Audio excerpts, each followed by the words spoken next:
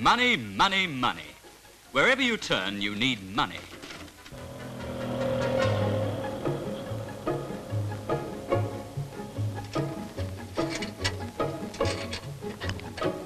And if you're up early in the morning, you'll see the guards going home to breakfast after keeping your money, our money, the bank's money safe. They're the Bank of England picket, and they're on duty every night.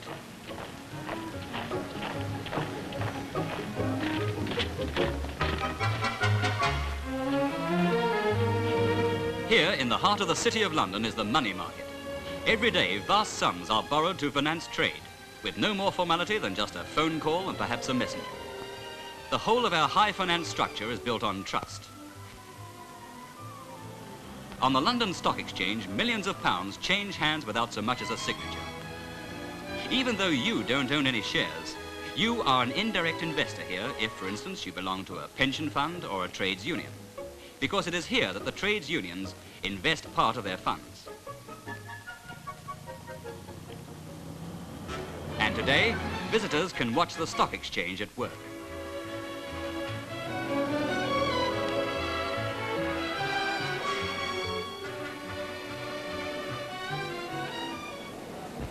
I'm now going to describe the scene on the floor below. The men you see in groups and moving about are the members of the stock exchange and their clerks.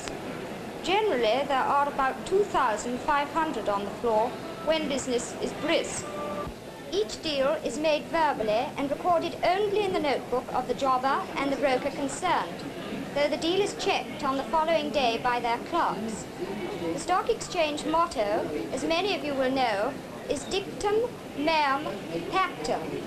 My word is my bond. And despite this very informal way of dealing, you'll find that there's practically never a dispute. At the other end of the scale are the transactions done in hard cash. And when it comes to counting, hard cash can make a hard job.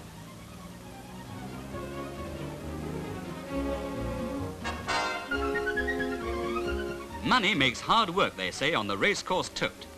It's not uncommon for one clerk to pay out £10,000 in a day, though not to us.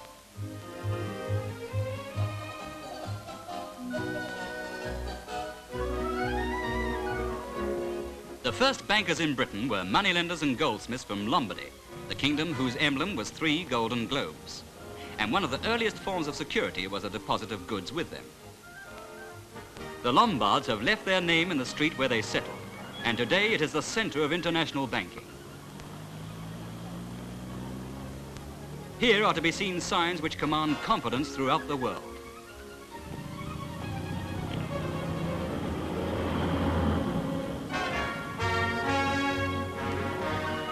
Although a lot of the bank's business is done on paper, there are still the agents who keep the currency circulating. You've never heard of a bank branch running out of cash, but it could happen unless the local manager had a shrewd idea of what the demand was going to be.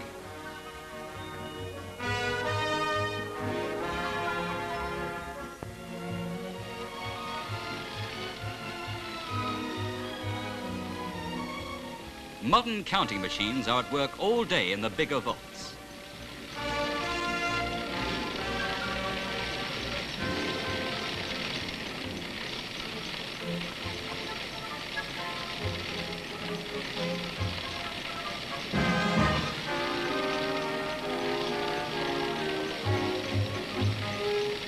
Until lately, many banks were rather austere places.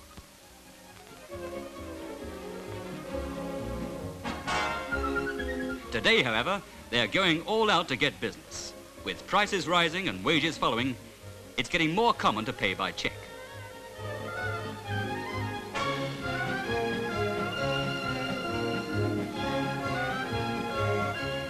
And the banks are now speeding up business for the customer in a hurry.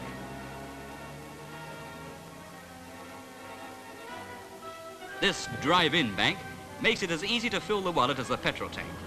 Assuming, of course, you've got some money to draw out.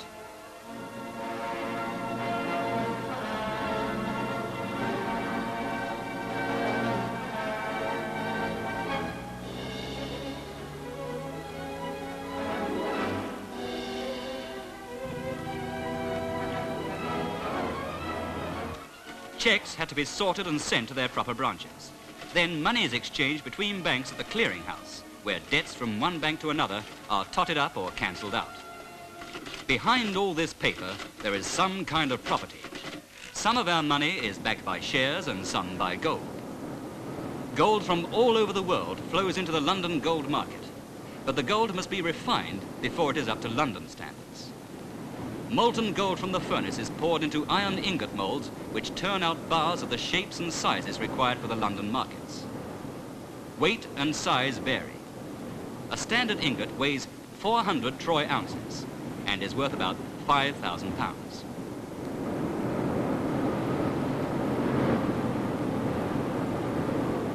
When molten gold is poured from a height into water, it breaks up into small pieces. This is granulated gold, used by jewelers. London's largest refinery is here at Rothschild's, refiners for over 100 years, and the only merchant bankers to do this. Small pieces of gold solidify immediately on entering the water and are caught in this bowl. When it is drained, the gold pieces are dried by gas.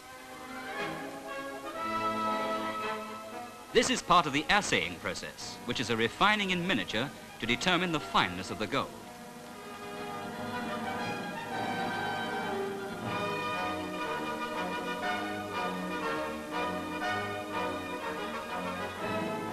Afterwards, it is cleaned and carefully weighed. Very carefully. These scales are correct to 1/1,000,000th part of an ounce. All bars are weighed and stamped, and each one has its own number. Trucks wheel finished ingots into the strong room. They can shift a ton of gold easily. Some of this gold will be made into sovereigns for use outside the sterling area. For 5 centuries, the money-making centre was inside the Tower of London. Then, in 1811, the Royal Mint was built, and all British and many foreign coins have been made there ever since.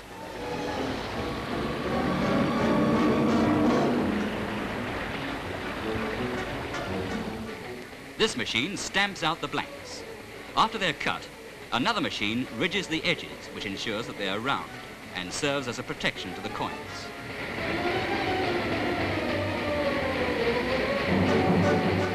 Machinery was first introduced into coin making in Charles II's time. Before that, coins were made by hand.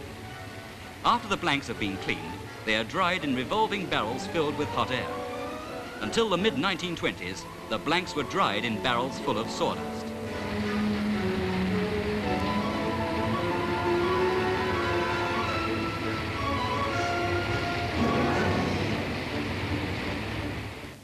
The minting machine works on a die stamping system, so that most machines can make any sort of coin. The machines make between 90 and 120 coins a minute, according to size. Coins are counted by machine today, too. In 1958, 600 million coins were struck by the mint, half of them for Great Britain. In 1858, only 25 million were struck, all for the United Kingdom. The bags are sealed, ready for issue.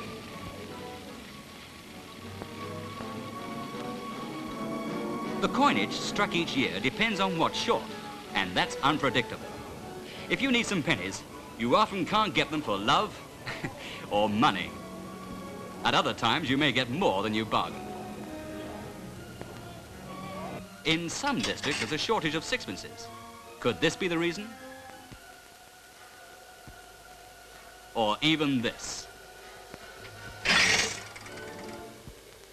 Filthy lucre, they call it, and getting rid of dirty notes is quite a problem for the banks, though it seems to come naturally to you and me. In Scotland, where private banks still issue their own notes, they have a very simple way of doing it. The soiled notes of lower value are counted by the clerks. The directors count the notes of higher value.